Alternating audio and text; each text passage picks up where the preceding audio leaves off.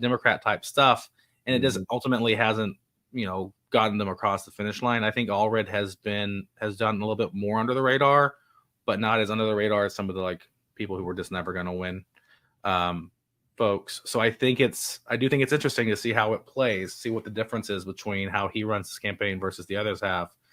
I'm just concerned long term with, like, you've been in Florida since it went red. I mean, you had what you had. I was here. I started when it was still blue, but you started. You were there with the Bush governor. You were there when Chris was still a Republican. The full government turned red here in 1998 and has not wavered. We have bounced in and out of supermajorities in the House and the Senate, right? But we have held a majority in the cabinet during that time. We've had two Democrat cabinet members and Bill Nelson as a U.S. senator until Rick Scott beat him, whenever that was, 2018. So, and you had Chris, who was a Republican until he was a Democrat, until he was an independent, until he was a Democrat, until he was a Republican, until he was a Democrat. But just whatever day of the week it is. But you gotta love Charlie. He fits in everywhere. He does, right? It's one of the more interesting political characters in America.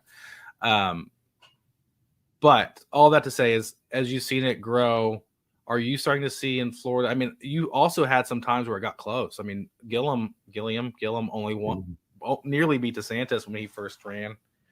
That was 30,000 votes and less than right at 0.5%.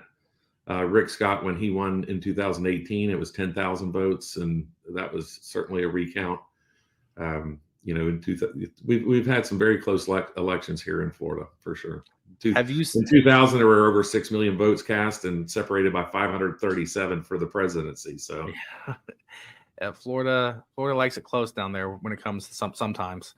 Have you noticed as the thing has ebbed and flowed, but you've maintained power? Have you noticed strengthening and weakening party structures, or